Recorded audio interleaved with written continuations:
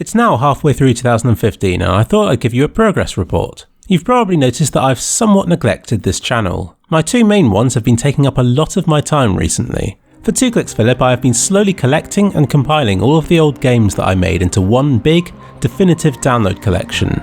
This in itself shouldn't take too long, but I've also been fixing bugs in them that I've known about for years, and I've also converted them to a widescreen standard. Looking at the stats, you can see that views and subscriber figures have sharply dropped. It's sad to see, but was expected given this channel's change in direction, away from CSGO and towards more random and varied content. It will go up again, but as I'm sure I've already said previously, I have my kliksphilip channel to rely on for views.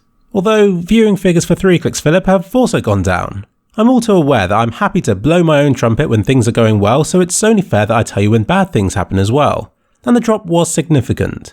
Significant enough for partnership schemes to start using it as the reason for me signing up to their services, which I find incredibly patronising.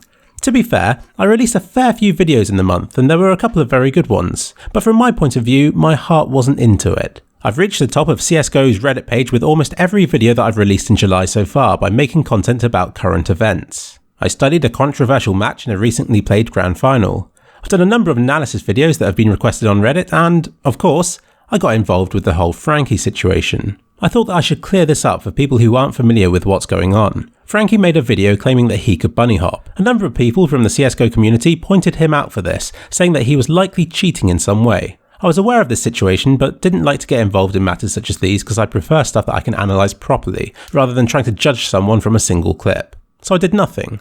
However, Frankie retaliated to the controversy by having Launder's video taken down. This isn't acceptable and I couldn't just sit by watching people get bullied, so I decided to try and help.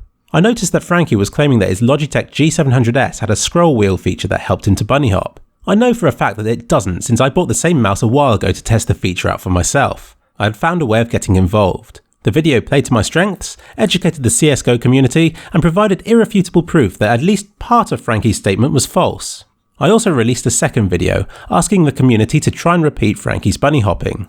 This was actually an attempt for me to try and prove that Frankie was innocent, but he wasn't having any of that. He made a video that rallied his supporters against anybody who even suggested that he was cheating, effectively using his size to purge the internet of anything implying that he was wrong. I first noticed this when my videos were suddenly hit by hundreds of dislikes and nasty comments. The telltale sign that they had been sent there was how they all said the same thing about how I was trying to get views by cashing in on his name. This is exactly what Frankie had told them.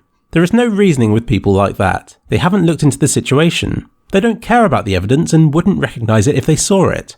People like that simply enjoy being part of a crowd who see conflict as an entertaining opportunity to be on the side they think will win. But his fans aren't what concerns me. I'm scared of damaging my reputation in the long run, particularly with people who are important to me. I even had family members messaging me, asking why I was picking on Frankie. Is that what it looks like from an outsider's perspective? That's scary. I treat my YouTube channels as long-term investments. I'd rather sacrifice things in the short term than steer my channels onto a collision course in the long run. I've made mistakes before that I don't want to repeat. With Facepunch, I tried to reason with the unreasonable. I got nothing out of it while they finally got what they always wanted, a decent reason to despise me. That hatred has lasted to this day. Those who needed proof that Frankie cheated got it, and the apology was the admission of defeat that Frankie's following needed to leave me alone. I also hope that the rest of the world sees it as me trying to make peace. I want to be the first to admit when I'm wrong. I want to show that I can recover from mistakes and that I can learn from them. I don't want to be seen as the invincible guy who never admits when he does something wrong, who instead relies on confidence and stubbornness to cover up mistakes. The only thing that Frankie could have done in response to my video would be to issue an apology of his own, but his silence has shown that he hasn't learned anything from past blunders and somehow thinks that by ignoring it, the problem will go away. But it won't. When the ball's in his court, silence won't do him any favours. I worry for Frankie's long-term success. He has got himself tangled up in a web of lies of his own making. He has and will continue to alienate individuals and communities with his toxic attitude.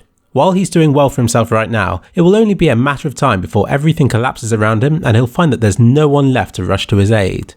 He must know that he's compulsively lying when he argues with every bit of negative publicity that comes his way. He must be aware that he repeatedly backtracks and changes his story and even shifts the blame to other people. But through his actions, he has acquired a very toxic fan base. With it, I think his reputation would be damaged even if he did apologise or showed any sign of weakness. I wouldn't ever want to trade my fanbase for his. You're all such lovely people. Oh, yes, you are. You're really nice. Please don't change.